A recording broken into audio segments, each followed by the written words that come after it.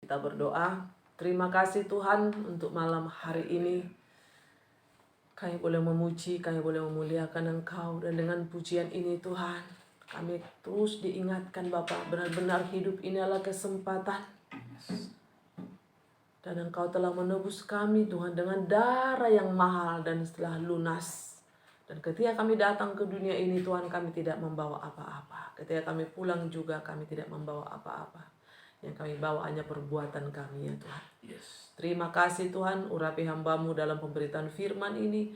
Urapi kami semua yang boleh ikut di live ini. Dan mungkin juga nanti ada siaran tunda Tuhan. Ketika mereka mendengarkan pujian ini, bahkan firman Tuhan ini, Tuhan, mereka boleh diberkati. Terima kasih Tuhan, dalam nama Yesus kami sudah berdoa mengucap syukur. Haleluya. Amin. Shalom, selamat malam semuanya. Kita bersyukur pada malam hari ini kita bisa bertemu kembali. Kenapa saya bilang bertemu kembali? Ya, kan belum tentu kita bisa bertemu. Kalau sudah waktunya. Kita bersyukur saudara, hari-hari ini berlalu begitu cepat. Sepertinya baru kemarin hari Minggu, sekarang sudah hari Selasa, besok sudah hari Rabu saudara.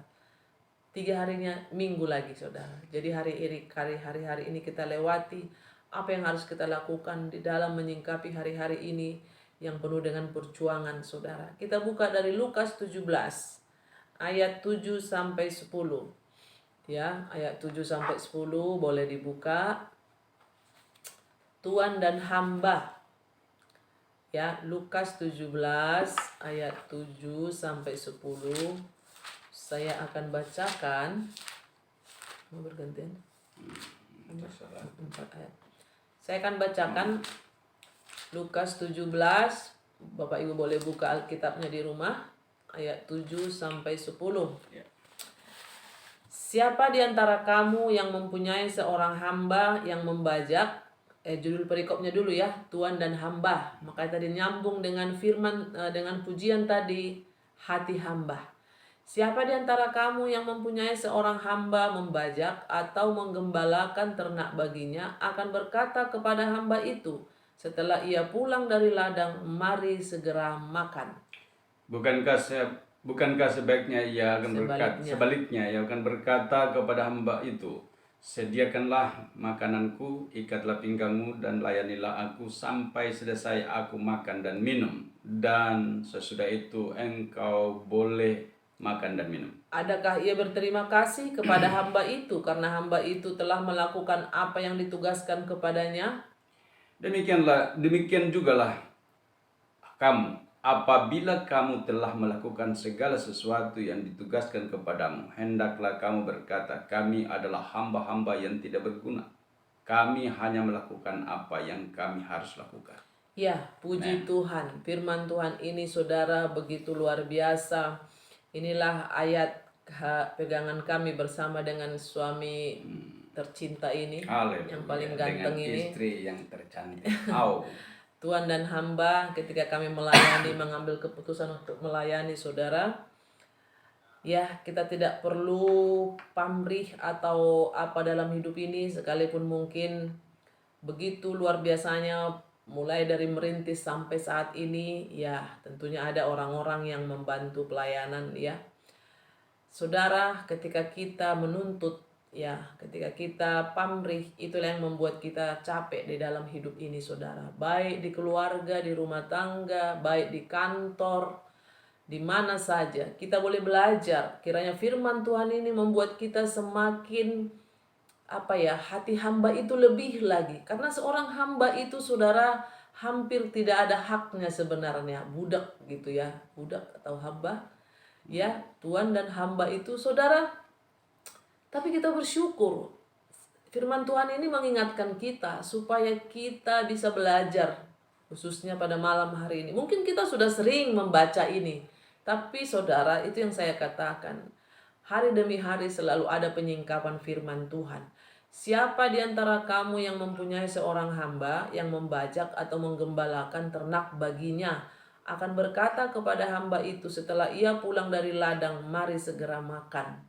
Saudara, seorang hamba sebagaimanapun capeknya ya, dia membajak atau menggembalakan ternak baginya, Seharusnya dia pulang ke rumah lapar dong, iya kan?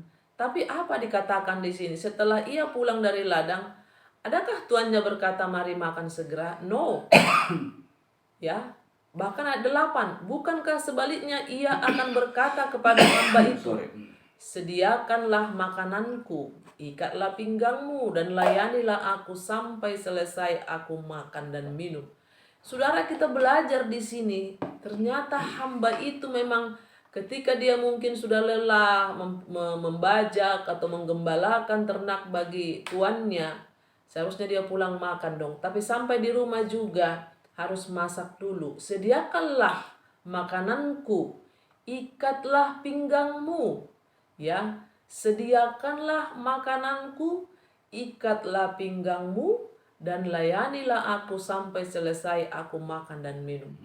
Saudara yang dikasihi Tuhan, di dalam pelayanan saudara, inilah yang menguatkan kami senantiasa. Makanya saya kalau lihat ayat ini, benar-benar kita sebenarnya tidak perlu kita mendapatkan, walaupun ada ayatnya di ayat lain, seorang hamba Tuhan layak menerima juga apa namanya itu, upah, ya. Terus jangan memberangus mulut lembu yang lagi apa katanya itu, ada juga ayatnya.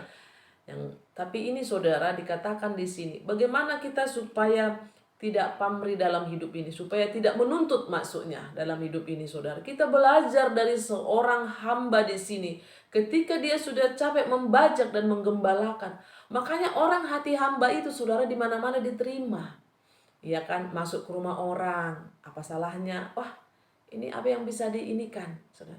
Tapi kalau kita hanya duduk manis, seperti raja, seperti tuan, lama-lama, sekali-sekali kita datang, oke lah, saudara. Tapi kalau dilihat di sini, saudara, makanya dikatakan, seorang hamba yang membajak dan menggembalakan ternak baginya akan berkata kepada hamba itu setelah ia pulang dari ladang, "Mari segera makan." Tidak. Dia harus, bukankah sebaliknya, ia akan berkata kepada hamba itu. Saudara yang dikasihi Tuhan, ya mungkin di sini banyak hamba Tuhan. Kita juga hamba Tuhan, mungkin di gereja kita dan di keluarga juga saudara. Betapa indahnya kalau kita tidak saling menuntut dalam hidup. Aku udah capek nih ya, saya sudah capek. Saya juga kadang saudara kalau udah capek, ya kadang saya lelah. Ya untung suami saya ini, "Pak tolong saya capek nih, mau makan dadar telur aja lah, ceplok telur situ." Oh, Pak John ini mah no problem. Ya, dia orangnya dari dulu, mulai dari kita menikah, nggak ada lauk, dia goreng sendiri, saudara. Tapi saya juga tahu apa kesenangannya. Saya dan suami saya ini tidak mau makan di luar. Karena apa? Dia menyenangi masakan istrinya, saudara. Bukan saya muji-muji, dan kami jarang beli-beli makanan di luar. Kenapa? Yang pertama pengiritan tentunya. Yang kedua higienisnya, saudara. Yang ketiga, selera kita tidak ada di luar. Sekali-sekali bolehlah. Emang kita senang masakan rumah. Ya, karena di otak ini hari ini makan apa, ini makan apa, semua sudah ada itu saudara. Jadi itu dia. Saudara, bukankah sebaliknya ia akan berkata kepada hamba itu, "Sediakanlah makananku, ikatlah pinggangmu, dan layanilah aku sampai selesai aku makan dan minum." Bayangkan saudara, dia sudah capek menggembalakan, membajak sawah tuannya, pulang ke rumah syukur-syukur ditawarin makan. No, harus mengolah lagi. Ya, sediakanlah makananku. Nah, harus menyediakan lagi, pasti mengolah itu saudara. Ya, berarti tuannya ini juga senang masakan dia, ya, nggak beli di luar juga. dia harus mengolah. Ikatlah pinggangmu. Ya, saya tidak bisa menerjemahkan ikatlah pinggangmu ini di sini saudara. Dia harus mengikat pinggang itu suatu, harus ada tenaga lagi untuk mengerjakan, dan layanilah. Nah, hati hamba lagi, layanilah aku sampai selesai aku makan dan minum. Dan sesudah itu engkau boleh makan dan minum. Saudara, nanti ayat 8 bagian B saya akan bahas belakangan.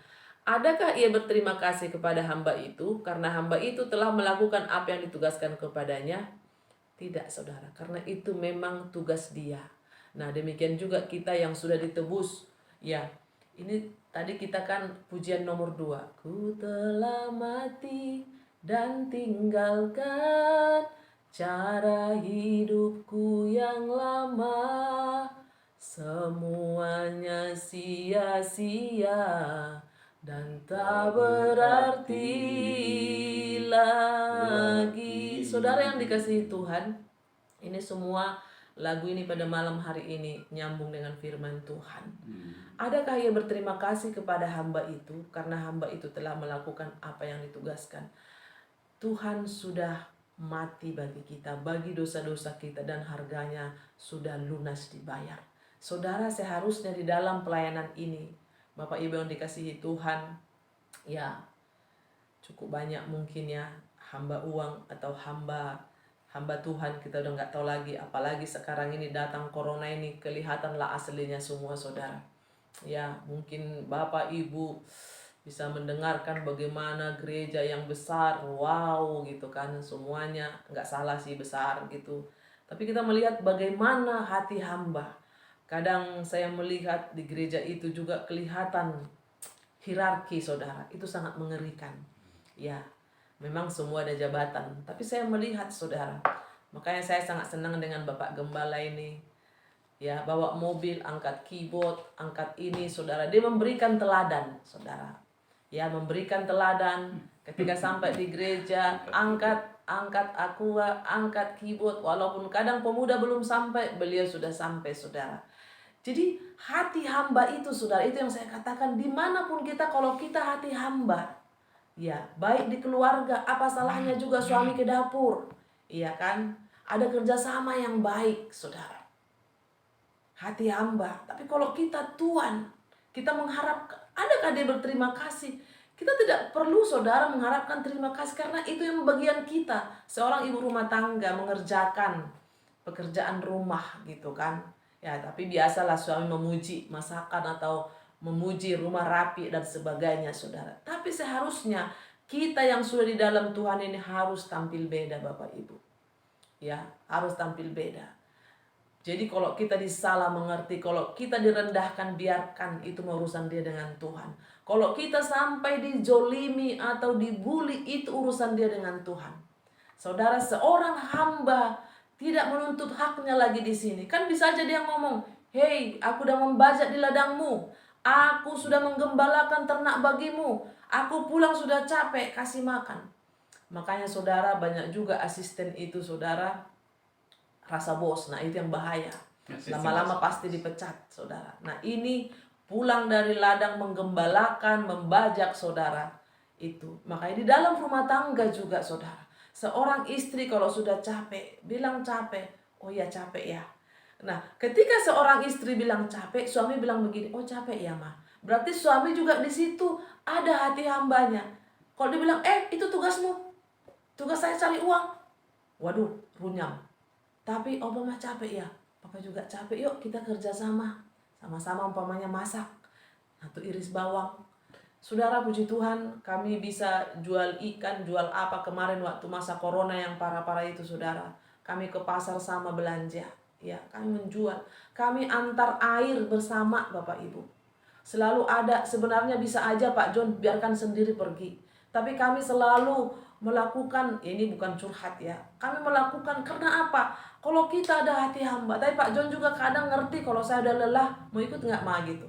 Kadang dia pergi sendiri saudara. Nah di situ, tapi kalau kami belanja, kami masak ikan, bayangkan membuat bumbu ikan itu dengan berdua, dengan sukacita. Hati hamba ini sangat diperlukan, apalagi di zaman sekarang ini Bapak Ibu. Hari gini masih sombong, hari gini masih butuh pengakuan diri, hari gini kita masih menghakimi. Saudara, capek kita hidup ini saudara. Ya, firman Tuhan. Demikian jugalah kamu apabila kamu telah melakukan segala sesuatu yang ditugaskan kepadamu, hendaklah kamu berkata, kami adalah hamba-hamba yang tidak berguna, kami hanya melakukan apa yang kami harus lakukan. Ini sangat luar biasa Bapak Ibu. Ketika kita melakukan pelayanan, kita tidak pamrih. Ketika kita melakukan pekerjaan di rumah, kita tidak pamrih. Apalagi di kantor. Jangan pernah berkata, kalau saya tidak di sini, ini perusahaan akan hancur. Jangan sampai seperti itu. Kalau saya tidak di gereja ini akan tidak maju, saudara. Saudara, ketika kita mengerjakan segala sesuatu, Bapak Ibu, itu semua karena Tuhan yang mengerjakan itu dalam diri kita, saudara. Jangan pernah kita berkata, kalau bukan saya, kalau bukan saya. Saudara yang dikasihi Tuhan, tuan dan hamba. Bagaimana seorang hamba itu bisa jadi yang nuntut. Dia sudah capek membajak atau menggembalakan ternak baginya. Tapi saudara, pasti ada sesuatu yang Tuhan mau lakukan Tuhannya lakukan dalam hidup dia. Lihat di ayat 8b. Dan sesudah itu engkau boleh makan dan minum. Tetap ada bagian kita, Bapak Ibu. Ketika kita sudah mengerjakan bagian kita, ketika dia sudah capek membajak dan menggembalakan ternak baginya, ya menggembalakan ternak bagi tuannya, saudara. Bukankah sebaliknya ia akan berkata kepada hamba itu, sediakanlah makananku. Tapi ingat, dan sesudah itu engkau boleh makan dan minum. Selalu ada bagiannya disediakan, Bapak Ibu. Makanya saya selalu bilang sama suami saya, ketika kita melayani Tuhan, ketika kita tidak pamrih, kadang ada juga hati ini siapa yang tahu? Hanya kita dengan Tuhan yang tahu, Bapak Ibu. Kadang hati kita ini bisa juga banyak hal yang kita lakukan, kadang hati kita ini licik, siapa yang tahu? Yeremia 17 ayat 9 sampai 10, saudara. Kadang hati kita licik, tapi Tuhan melihat apa yang kita lakukan. Makanya saya setiap hari ngecek hati saya. Selidiki aku Tuhan, lihat hatiku. Apakah aku ini jadi hamba uang atau hamba harus ada sesuatu upahnya baru aku mau melakukan. Kadang kita tidak sadar, Bapak Ibu. Demikian juga dengan kita di kantor, di mana. Ya, saya yang berkali-kali saya katakan, kita ada punya saudara yang mengerjakan lebih daripada tugasnya. Akhirnya dia mendapat penghargaan, Bapak Ibu. Nah, pada malam hari ini, saudara, saya juga belajar. Suami saya juga belajar. Kalau kita ada hati hamba, kolaborasi, ini yang paling indah, saudara. Sekalipun di dalam gereja itu ada jabatan, ya, maksudnya ada gembala, ada pengerja, ada majelis, ada apa semua. Tapi kalau kita hati hamba, saudara, yang tidak menuntut hak, pasti saudara maju apa yang kita lakukan di dalam pelayanan itu. Nah, itu yang mau kita lakukan, saudara. Jangan pernah kita berkata kita ini dia tidak pernah menuntut haknya di situ. Dia sudah capek, tapi dia harus menyediakan makanan tuannya. Kita sudah ditebus oleh darah Yesus, saudara. Dengan apakah kita balas semua itu selain memuji dan memuliakan nama Tuhan? Makanya pada malam hari ini, biarlah firman Tuhan ini mengingatkan kita, apakah demikianlah juga kamu, apabila kamu telah melakukan segala sesuatu yang ditugaskan kepadamu, hendaklah kamu berkata, kamu adalah hamba-hamba yang tidak berguna. Kami hanya melakukan yang kami harus lakukan. Pembelaan dari Tuhan. Tuhan melihat apa yang kita kerjakan. Saya selalu bilang, Tuhan, banyak sekali kadang ada yang harus kita selesaikan, tapi di saat detik-detik terakhir, di situ Tuhan bertindak. Makanya jaga hati kita, saudara. Ya, seperti hamba di sini. Ya, dan sesudah itu engkau boleh makan dan minum. Dia tetap menikmati apa yang menjadi bagian dia, saudara. Karena dia sudah mengerjakan apa yang menjadi bagian dia. Dia boleh menikmati makan dan minum. Kita percaya di masa corona ini mungkin masa-masa sulit kita katakan. Tapi biarlah ketika kita ada hati hamba, tidak sombong dengan segala keadaan kita. Dan jangan juga minder, saudara.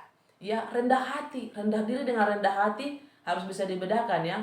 Rendah diri itu jatuhnya minder. Tapi kalau kita rendah hati, ada hati hamba, saudara, kita bisa bergaul dengan semua orang. Ya, hidup kita bisa menjadi berkat. Kami adalah hamba-hamba yang tidak berguna. Sepertinya di sini rendah banget. Kami hanya melakukan apa yang kami harus lakukan. Ini dahsyat, Bapak Ibu. Makanya pada malam hari ini, supaya kita tidak pamrih dalam hidup ini, saudara. Tuhan yang menguji, Tuhan yang melihat apa yang kita kerjakan. Kiranya firman Tuhan ini menegur kita, mengingatkan kita pada malam hari ini, saudara, bahwa hidup kita ini ada di dalam kedaulatan Tuhan. Hidup dan mati kita, saudara, Tuhan yang punya kendali. Jadi jangan pernah takut. Di corona ini ada pembelaan Tuhan. Tetaplah mempunyai hati hamba dalam hidup ini. Jangan menuntut, karena apa? Tuhan tahu apa yang menjadi kebutuhan kita. Makan dan minum itu menjadi bagian kita. Ini di perikop ini Tuhan menyediakan juga apa yang menjadi kebutuhan daripada hamba itu. Dan tuannya itu bertanggung jawab akan kehidupan hambanya itu. Apalagi Tuhan yang luar biasa yang menciptakan kita, saudara. Kita berharga di matanya. Ya, bahkan dia menjadikan kita biji matanya. Tetap semangat, Tuhan Yesus memberkati kita semua. Haleluya. Shalom.